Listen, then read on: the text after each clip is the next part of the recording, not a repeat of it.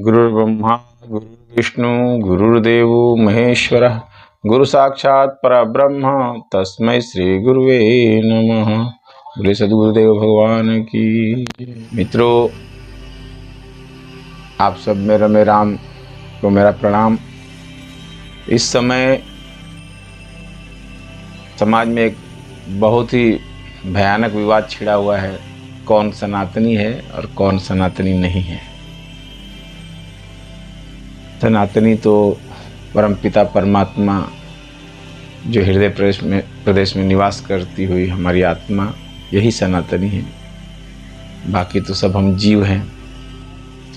अभी ये विवाद इतना बढ़ चुका है, भारत की आधी आबादी के प्रति किसी महात्मा ने कहा कि 100 में से सिर्फ दो चार ही पवित्र हैं, तो 100 में से 25 तो सिर्फ बच्चियां ही हो गई। तो उन बच्चियां, जो छोटी छोटी बच्चियां हैं जो अभी कुछ भी नहीं जानती, दूध पीती हैं, वो उनकी पवित्रता की गणना और कामना करना ठीक नहीं है। किसी संत महापुरुष के बारे में कुछ बोलना, कुछ कहना हमारे ऐसे संस्कार नहीं है। संत अच्छे होते हैं, प्यारे होते हैं, समाज को दिशा देने वाले होते हैं, लेकिन संत कितना बोलेंगे, कहाँ पे रुकेंगे, उसकी भी मर्यादा होनी चाहिए। आप ब्रह्म को जानने वाले हैं, आप स्वयं एक शक्ति के उपासक हैं। आप महारानी राधा रानी, लाडली जू, कुमारी जू, बहुत सारे नामों से माता रानी को पुकारते हैं। एक शक्ति का उपासक जब नारी के प्रति उसके पवित्रता की तुलना करे, ऐसा नहीं है कि आपने जो कहा वो समाज में हो नहीं रहा है। 1-2% महिलाएं ऐसी होंगी जो बॉयफ्रेंड गर्लफ्रेंड ऐसा आपने बोला, और लिविंग और जो भी है, आपको जो सामाजिक बुराई दिखी। मैं जहाँ तक जानता हूँ, आपने क्षेत्र संन्यास लिया हुआ है और आप वृंदावन के बाहर नहीं जाते हैं। आप बहुत भोले संत हैं, इतना प्यार से बोलते हैं, आपकी वाणी सिद्ध है, आपकी कही हुई बातें दिल में उतरती हैं, कनेक्ट करता है। आज का सामाजिक जीवन का जो मनुष्य है वो आपकी बातों से कनेक्ट करता है। आपने जो कहा सत्य कहा, ऐसा उसमें कुछ गलत समझने जैसा है नहीं। लेकिन जो 100 में 2% या 1-2 ही पवित्र होंगी, ये मुझे भी अच्छा नहीं लगा, और काफ़ी जो समाज में लोग रहते हैं उनको भी नहीं अच्छा लगा होगा। वाणी है, कभी कभी फिसल जाती है। पुरुष नारी, जीव जंतु, कीट पतंगे, जानवर, तत्व रूप से देखिए ना, सब में चेतना ही तो विराजमान है। संसार में कालकूट विष फैला हुआ है, जहर हर इंसान के अंदर कूट कूट के भरा हुआ है। आप लोग अपने ज्ञान के प्रकाश से इस जहर को मिटाना चाहते हैं, अपने तपोबल से इस जहर को निकालना चाहते हैं। आप बहुत अच्छा बोलते हैं, मैं आपका समर्थक हूँ। बहुत सारे कथावाचक हैं। मित्रों, आप लोग यकीन नहीं करेंगे कि कथावाचकों के पंडाल में पुरुषों से ज़्यादा ये माताएं ही बैठी होती हैं। अपना मखौल भी उड़वाती हैं, मजाक भी उड़वाती हैं, अपने भोलेपन में ऐसे ऐसे प्रश्न पूछती हैं जिसमें उनको अपने परिवार, अपने घर की चिंता उनके उन प्रश्नों में दिखती है, अपने पति के प्रति चिंता दिखती है। हमारा भारत स्वर्ग था, स्वर्ग है, और स्वर्ग रहेगा। अगर ये भारत स्वर्ग ना होता तो पूरी दुनिया भारत को देख नहीं रही होती। और ये आज से नहीं है, ये सतयुग से, त्रेता से, द्वापर से सदैव हर किसी को भारत में आना है, बसना है, राज करना है। इसीलिए इस भारत भूमि पर बार बार आक्रमण हुए। धर्म कब सामाजिक बुराई बन जाता है, ये बहुत बारीक रेखा है। धर्म धारण करने की चीज है। किसी नारी ने अपने पति प्रेम में, पति के जाने के बाद अपने को चिता में समाहित कर लिया। वो पति के बिना इस जीवन की कामना नहीं करना चाहती थी।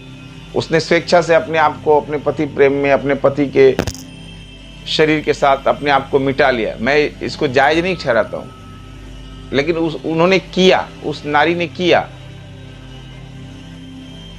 वो सती कहलाई, पूजनीय हुई। अब इंसान उसी रेस में लग गया। जो नहीं भी जाना चाहती है अपने पति के शरीर के साथ, जबरदस्ती उसको भांग धतूरा पिला के और बेहोश करके उस चिता पे रस्सियों से बांध के उसको जला दिया गया। इस धर्म का विरोध हुआ। समय आने पर कालांतर बहुत लोग, मतलब हजम नहीं हो रहा था लोगों को। लेकिन हमारे एक महाराज हुए हमारे देश में, राजा राम मोहन राय शायद उनका नाम था। मैं अगर कंफर्म नहीं हूं तो आप लोग इसको कंफर्म कीजिएगा कमेंट में। उन्होंने इस सती प्रथा की, कुप्रथा का सर्वथा विनाश किया। मैं ऐसी प्रथाओं का विनाश करना ही उचित। और अगर हमारे समाज में फिर से कोई कुप्रथा जन्म ले रही है, हमारे संतों, हमारे कथावाचकों के हृदय को ये कुप्रथा विदीर्ण कर रही है, तकलीफ पहुंचा रही है, समाज उस दिशा में जाकर कहीं नहीं पहुंचेगा, ये वो जानते हैं और वो आईना दिखा रहे हैं। तो क्रोध आना तो स्वाभाविक है। लेकिन आज मीडिया जिस प्रकार से उस वाद विवाद पे खेल कर रहा है, 4 लोगों को बिठा दिया है पक्ष में और 4 लोगों को बिठा दिया है विपक्ष में। और भाई साहब, जो वहां हल्ला होता है, सब सनातनी हैं। सनातन को तो ऐसे ऐसे घोर के पिए हैं लोग कि जैसे कि अब ये 8 लोग नहीं होते तो सनातन खत्म हो गया होता। अरे भाई साहब, इस सनातन को मिटाते मिटाते मिटाते मिटाते कई युग बीत गए, मिटा नहीं पाए। क्योंकि सनातन के मिटने का अर्थ ही है कि प्रकृति और पुरुष दोनों खत्म। ये जब दोनों मिट जाते हैं तो सनातन मिटता है। कौन धर्मी, कौन विधर्मी, कौन दुष्ट, कौन राक्षस, सोच को पवित्र बनाइए। आज कुछ साध्वियां, उनको हिंदू महिलाओं के रील बनाने, नाचने पे शर्म आता है। अब साधु संतों को रील देखने की फुर्सत कब मिल जाती है? कब देखते हैं ये रील? आप अच्छा कार्य करते हैं, वात्सल्य ग्राम आप चला रहे हैं, छोटी बच्चियों का पालन पोषण कर रहे हैं, गौशालाएं हैं, या तो आप ये रील देखते हैं। क्यों देखते हैं? जिससे आपको शर्म आती है। मत देखिए। रात दिन मोबाइल को कोसने वाले तथाकथित कथावाचक, तथाकथित जो अपने आप को संत महात्मा कहते हैं, ऐसे लोग मोबाइल पे ही आकर जन जन में प्रसारित हो रहे हैं। मैं सबकी बात नहीं कर रहा हूं। आपने जो परसेंटेज कहा, उस तरह मैं परसेंटेज में नहीं जाऊँ। कुछ ही है, ज़्यादा नहीं है, और अच्छे हैं। मैं उनको बुरा भी नहीं कहूँगा। उन्होंने जो अच्छे कार्य किए हैं वो सराहनीय हैं, उनको मैं प्रणाम करता हूँ, क्योंकि उनमें भी तो मेरा ही राम है और मैं अपने राम को कैसे छोड़ सकता हूँ। मित्रों, नारी हो पुरुष हो, आत्मा रूप में हमारे रमे राम सब में रमे हुए हैं। हमारी संत परंपरा ऐसी रही है कि गणिकाओं को भी भक्ति मार्ग में लगाया है। उन्होंने गणिकाओं से भी द्वेष नहीं किया है। ठीक है, कुछ नौजवान बच्चे बच्चियां भटक गई हैं, उन्हें आज उसमें सुख नजर आ रहा है।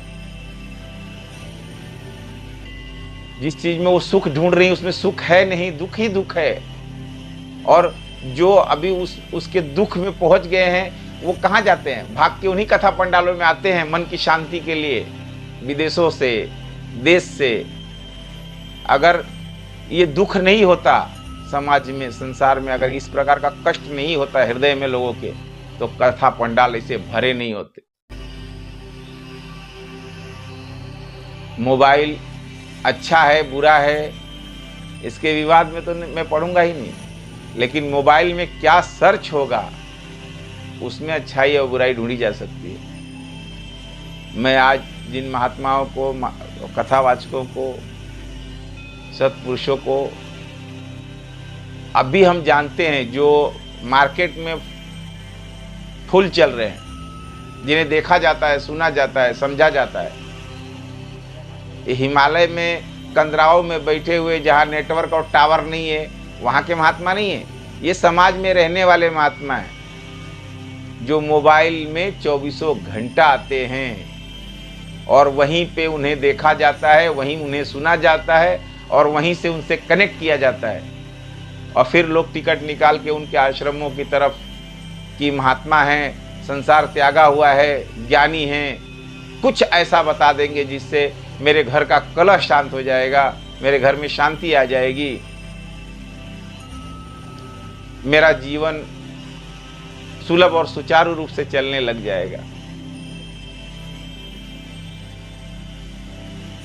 हो सकता है कि आज की मेरी वाणी में कुछ रोष दिखाई दे। मैं एक अदना सा अपने गुरु महाराज का भगत हूं। आज मुझे गुरु महाराज की बहुत याद आ रही है। आज यथार्थ गीता में लिखे हुए हर वाक्य की याद आ रही है। काश ऐसा होता कि हमारी भारत भूमि पर गीता पढ़ाई जाती, गीता समझाई जाती, जीव में चेतना देखने की दृष्टि सब में आ जाती।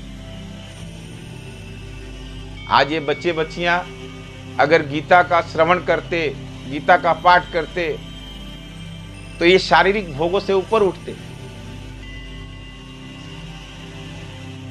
ऐसे सब नहीं हैं। आज भी हमारी माताएं बहनें, किसी ने कहा कि 25-25 साल तक विवाह नहीं करती। अरे भाई साहब, कौन से दुनिया में हैं आप? आज अगर आपको डॉक्टर बनना है, इंजीनियर बनना है, IITN बनना है, आपको ऊंची उड़ान उड़नी है, तो आपको विद्या ग्रहण करनी पड़ेगी। और वो विद्या ग्रहण करते करते 20 साल का 25 साल कब हो जाता है पता नहीं चलता। आप क्या चाहते हैं? 12 साल की उम्र में शादी करके बर्तन भांडी या चूल्हे चौके में लगा देना चाहते हैं समाज की आधी आबादी को? मैं नहीं कहता कि आपने पूर्ण रूप से गलत कहा है। 1-2% होंगी ऐसी जो लिविंग में रहती होंगी। मैं समाज में रहता हूं, हम लोग घूमते हैं, मेरा तो भ्रमण का और घूमने का ही काम है कुछ परसेंट, 1-2%, 4% जो प्रेम की तलाश में कब वासना के दलदल में फंस जाती हैं उन्हें पता ही नहीं चलता। वो दया की पात्र हैं, घृणा की नहीं।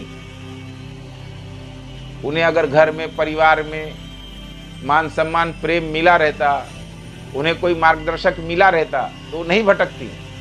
आज किसी को किसी के लिए फुर्सत नहीं है। एक ही घर में रहने वाले लोग महीनों तक एक दूसरे से नहीं मिल पाते भाई। बाप सुबह 5 बजे काम पे चला जाता है, 8 बजे माँ काम पे चली जाती है, 10-11 बजे बच्चा स्कूल से आता है, अकेले जीता है। टीवी में, मोबाइल में वो अपनी खुशियां तलाशता है, अपने माँ बाप को तलाशता है, अपने सवालों के जवाब वो टीवी और मोबाइल में ढूंढता है।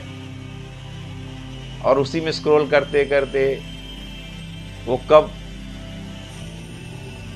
ये बुराई की तरफ मुड़ जाता है, उसे पता ही नहीं चलता, क्योंकि उसे ये बताने वाला भी कोई नहीं है कि तुम्हें मोबाइल में क्या देखना है, क्या सर्च करना है। मित्रों,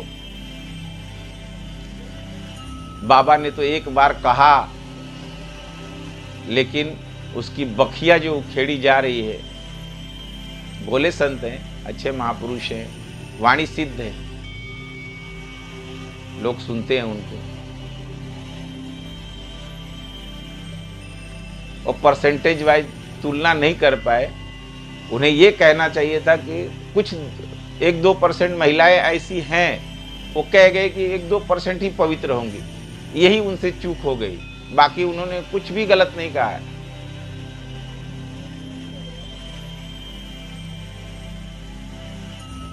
और गलत और सही की तुलना समाज करता है। आप बाबा जी किसी के मेहरबानी से नहीं बने हुए, सत्य बात है। आपने बहुत कष्ट किया, साधन किया। आप जिस समाज को छोड़ के चले गए, उस समाज की बुराइयों को अपने तपोबल से ठीक कीजिए ना, अपने ज्ञान के प्रकाश से ठीक कीजिए। कीचड़ में उतरेंगे तो छींटे तो आप पे भी पड़ेंगे। आपने तो ऐसे कीचड़ में हाथ डाल दिया जिसको कोई छूना ही नहीं चाहता। कुछ लोग आपकी बुराई कर रहे हैं, निंदा कर रहे हैं, कुछ आपके समर्थन में है। सत्य तो सत्य है, कोई अच्छा बोले या बुरा बोले, आपके जीवन में ऐसा कोई विशेष फर्क नहीं पड़ने वाला। आपने पुरुषों के लिए भी बोला, महिलाओं के लिए भी बोला। मुझे जहां तक लगता है आप रील्स वगैरह देखते तो नहीं होंगे। किसी ने आपसे कहा, किसी ने सवाल पूछा, आपने अपने भोले मन से उसका जवाब दे दिया, और लिब्रांडुओं ने उसकी चिथड़े कर दी। एक युद्ध छेड़ दिया देश में। सोशल मीडिया पे, न्यूज चैनलों पे बाबा और कथावाचकों के धज्जियां उड़ाई जा रही। महात्माओं का जब अपमान होता है ना, दिल दुखता है। तो महात्माओं से भी, संतों से भी, कथावाचकों से भी इस दास का हाथ जोड़ के निवेदन है कि आप लोग कोई भी ऐसा वचन न बोले जिसमें इस जल रहे समाज में और आग लगे। समाज में पहले से ही बहुत तकलीफें हैं, बहुत कटुता भरी पड़ी है। लोगों के पास पैसा नहीं है, खाने के लिए रोटी नहीं है, उसे कमाने के लिए वो जो भी उपक्रम कर सके, उनको बच्चे पढ़ाने हैं, बच्चियों का विवाह करना है, समाज में रहना है, संसार को चलाना है। ये संसार इन्हीं सामाजिक लोगों से चलता है। आप लोगों से निवेदन है कि अपने अंदर के संसार का शमन करें, उससे ठीक करें। बाहर का संसार अपने आप ठीक हो जाएगा। धन्यवाद। आप सब में रमे राम को मेरा प्रणाम। जय सद्गुरुदेव भगवान। ओम शांति।